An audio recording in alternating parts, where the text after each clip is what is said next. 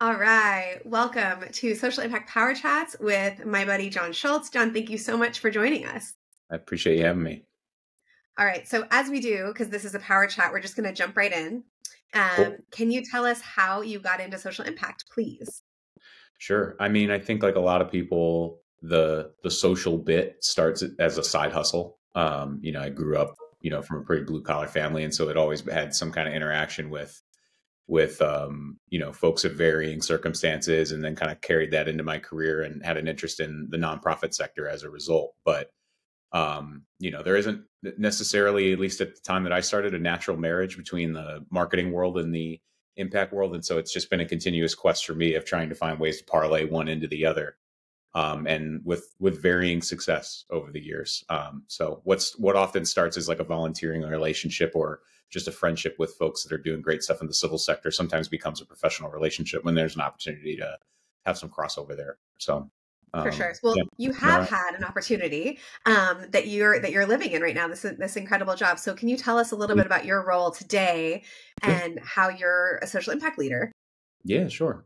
So I have the incredible luxury of being a group strategy director at a LA-based ad agency called David and Goliath. And there's a ton of great things that can be said about them.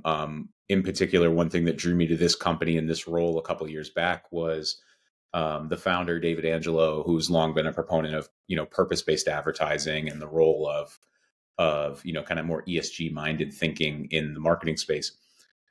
He explicitly set out to carve out a team of advertising professionals dedicated to making more of this kind of work in the industry. And that runs the gamut from, retained billable, Fortune 100 clients and supporting their ESG efforts, with our own kind of creative output, all the way down to, pro bono work for organizations that we admire, and helping kind of market the work that they're doing and create growth there.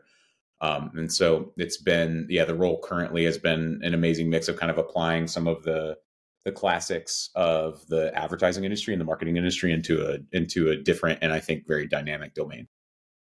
Amazing. And I've had the benefit of seeing some of that work, and I second the dynamic nature of it. I think you guys really bring a tremendous amount of value to really important stories that help shape public opinion. So thank you and good on ya. So would love to, that great 50,000 foot understanding. Let's zoom in on a project or, an activation or whatever it may be. Would love to hear a little bit about soup to nuts, how you brought it to life, lessons learned. If there are people listening that want to do similar stuff, like how could they be successful doing something that you identify as a win? Yeah. Yeah. Well, I think one not so well kept secret of the advertising industry is a lot of times brands or organizations that are smaller and aren't necessarily as high paying or well known often provide opportunities for ad agencies to really flex their creative muscles and kind of grow their own brand and their own story. And so there's an amazing opportunity, I think, with working with smaller organizations, if not outright nonprofits, and applying your skill set as not only a way to amplify the amazing work they're doing, but also grow the profile of your own organization so you can scale that stuff up. And we had a chance to do that with David and Goliath, with an organization that the agency has done some work with in the past on a minor level called the Child Rescue Coalition.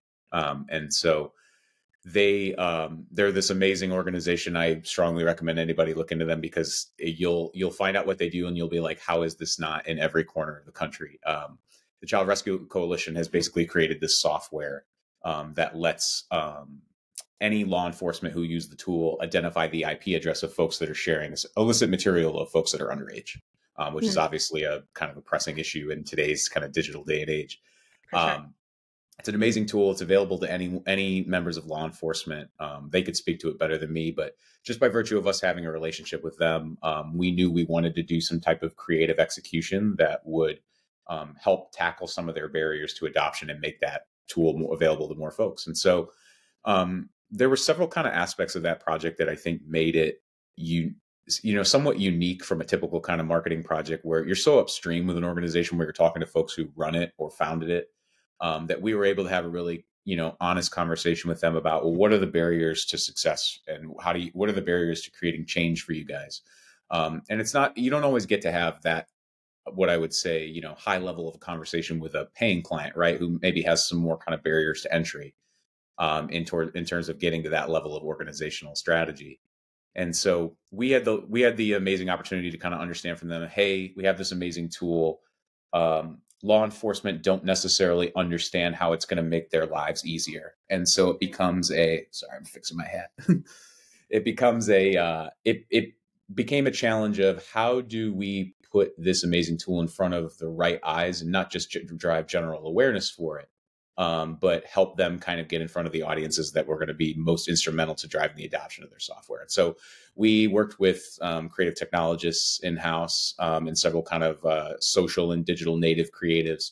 And instead of making like a video or an ad campaign, we made a tool essentially where anytime for about an hour, anytime a piece of illicit content was shared, it was geolocated based on the IP address associated with the zip code, and then emailed to a politician in that zip, essentially as a way to say, look, this thing's happening on your watch. You have the opportunity to stop it. What's stopping you? And essentially giving everybody it was essentially a digital activation that gave folks really the ability to make the change that they say they want to see, right, at the political level. And so we sent those, procedurally automatically generated emails based on those data pops, both to local politicians as well as members of the press, and to try and create a little bit of an accountability loop.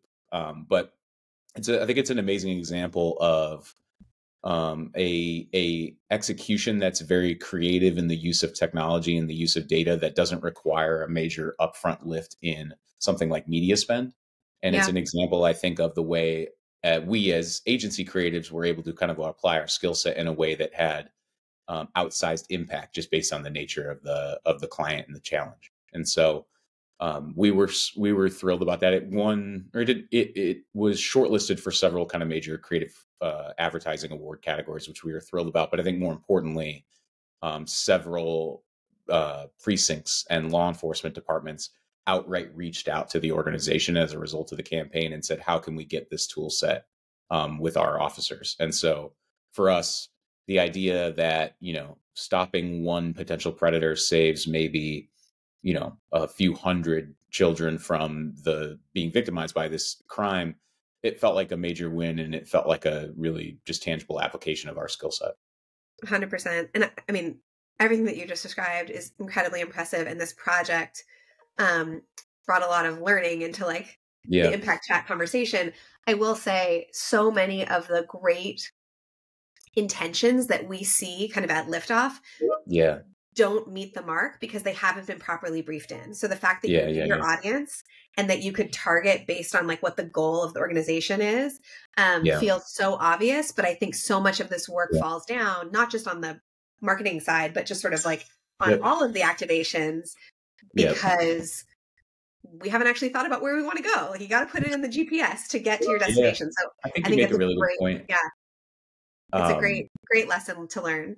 For sure. And I think you make a really good point that I think about a lot in this context for impact work now, which is, the first kind of wave of folks waking up to the opportunity for this and just business in general, but in marketing in particular, was intention, right? It feels good to have positive intention with the brands we work with and the work that we do. And you see a lot of successes and some less than successful executions of folks trying to make their way into a more purposeful world. I think now we're finally hitting that second wave where it's about measuring outcomes with the same level of sophistication that we do with any type of execution, whether it's a marketing execution or a business activation or beyond. And so we're finally kind of hitting that point, I think, where there's a lot more sophistication around how we're affecting the issues that we're aiming at is really picking up, which I think is really exciting. Well, measurement is my favorite word. So I'm excited that you're excited, and I think it's awesome. And it's a perfect parlay to our last question, which is the crystal ball question. So maybe that is where you see this work going, and it's asked and answered. But what would you kind of looking into the future say you're putting your chips on in terms of, how you all are spending your time and where you think the field is going?